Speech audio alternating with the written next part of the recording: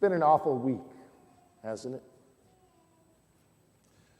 Began this week with the mailing of bombs to political opponents of the current administration, reflecting an intensification, a sense of divisive and violent rhetoric, which, let's be honest, defines our political landscape these days.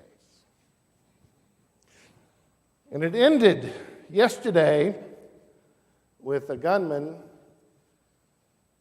entering a synagogue, I believe armed with an AR-15 assault rifle, crying out anti-Semitic slurs. It began with mail bombs and ended with a machine gun. And I don't know about you, but I think we all find ourselves this week, if we're honest, dumbfounded and angry and sorrowful, struggling to understand how this came to be, where we have gotten to this point in our culture and society, language of hate and rhetoric dividing us from each other. It's become such a commonplace political reality that we probably have gotten so used to it, it takes events like this week to shatter our complacency. And the sad fact is we're becoming so used to it, maybe it doesn't shatter our complacency anymore. It has been an awful, awful week. And so for many of us, we might gather here on Sunday morning to find in each other's company a sense of community, a sense of connection. We might gather here this morning maybe wanting to express our sorrow, maybe even wanting to express our anger at these events that are happening around us. And maybe we come for all those reasons. All of us, I think, this week feel that sense of powerlessness and struggle in a very divided political and cultural landscape. It's been an awful week.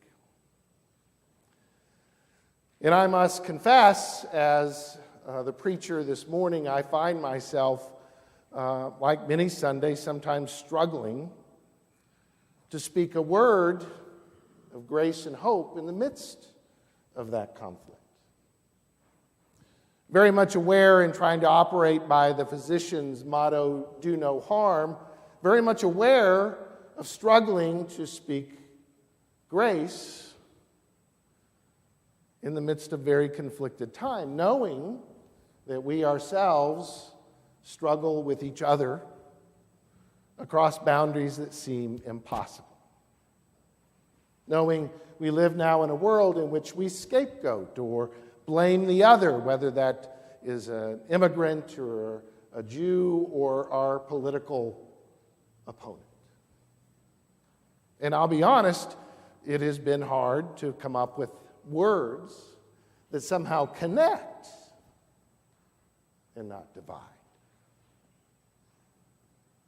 And to be honest, I'm not sure I'm up to it.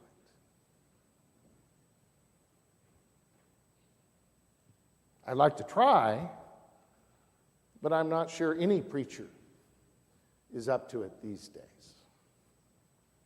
And beside that, we picked this one text, the parable of talents, months ago for our kickoff of our stewardship campaign. And it feels like, in light of the week's events, maybe I reflected on Saturday just throwing it out, right? Finding another text that might bring solace and hope.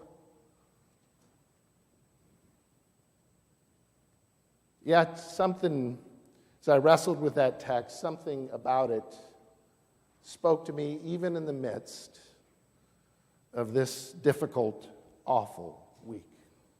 And on the surface reading of the parable doesn't really give you a lot of insight. In fact, I kind of don't like the parable. Who here didn't like the parable this morning? I kind of jokingly, when we picked this text months ago, I jokingly called it the Wall Street parable, right? It's perfect, right? For Wall Street, invest. The wealthy get wealthier and the poor get poorer. Except this week, maybe, yes. It seems like it's coming out of the mouth of Jesus, and I'm trying to figure out what exactly could he be saying? Is God, it ends up with the poor guy who has the one talent out in the outer darkness, gnashing and weeping. And I wrestled with the text and tried to understand it in the context of this awful, awful week.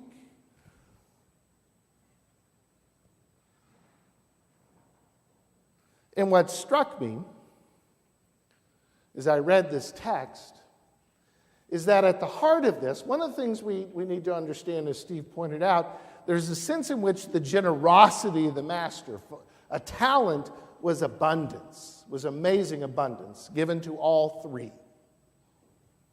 But what struck me is the reason why the one with one talent buried it. And the reason why was because he was afraid. He was afraid. And to me, what struck me about that is that that's where we're living in the midst of this awful week. We are so afraid, aren't we?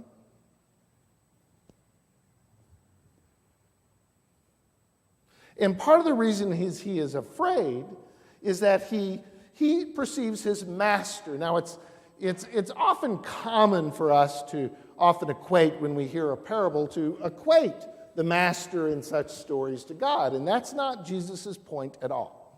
In fact, this man is afraid because he perceives his master as being a harsh man who reaps where he does not sow, who cultivates where he had not planted. He perceives his master as angry and judgmental. So much so that he's afraid to risk anything. So it isn't that he didn't invest, it was that he was so frightened he couldn't risk something more. Because he viewed the world in terms of scarcity and not of the abundance of God. I'm sorry if your theology is that God's going to punish you because you didn't invest your talent, you're missing the whole point of the story. Right? The point isn't that Jesus is trying to make is that God is a punishing, harsh master, but the fact is that Jesus tells a parable that his people can relate to, in which they look in the world around them and they know people just like that master who they're frightened of. And what Jesus is doing is he's encouraging them to see the world differently. Not with fear, but to see the world in terms of abundance and the generosity of God, so much so that you would risk everything.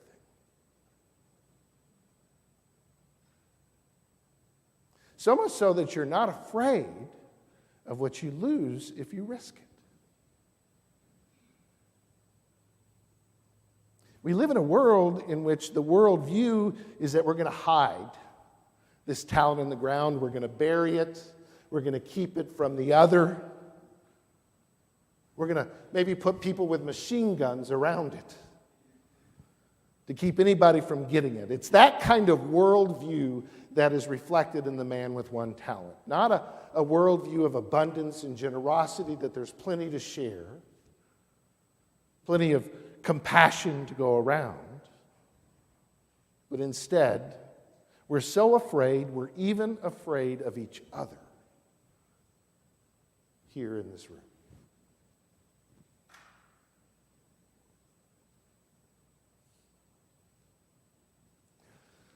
One of my favorite lines from Thomas Merton.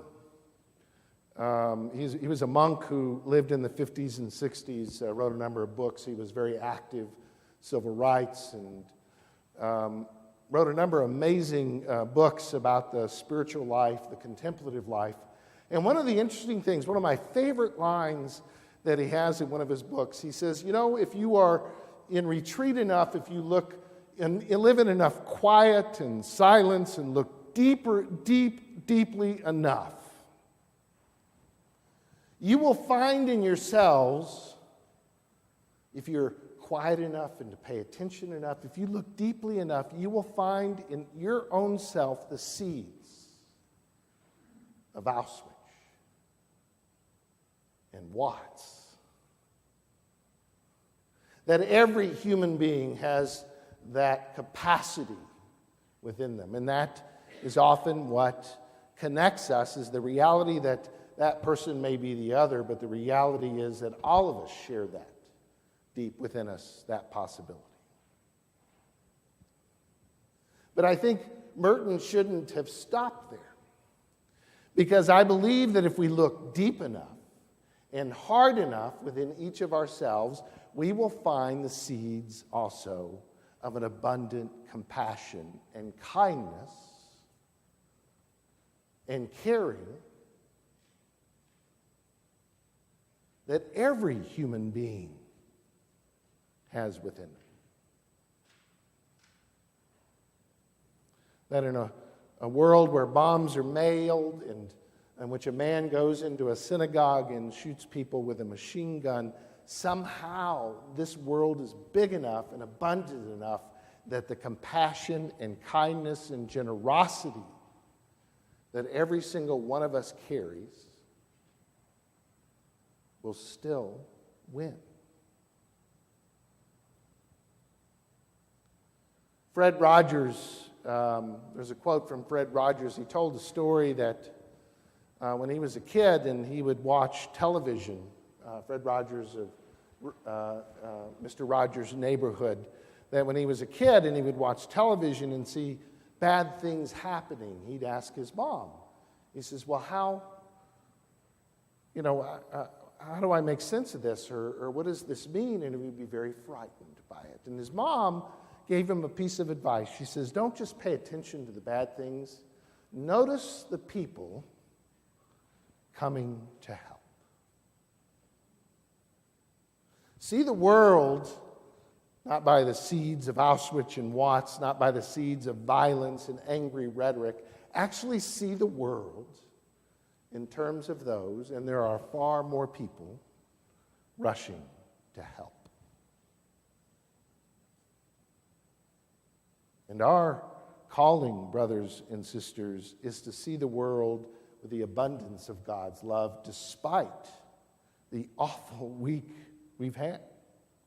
That we see in each other the seeds of grace and compassion and caring, even if we disagree. That we see in the other and welcome in the other that spirit of abundant generosity and grace. And remember, we're supposed to be the people coming to help. To God be the glory this day and forevermore. Amen.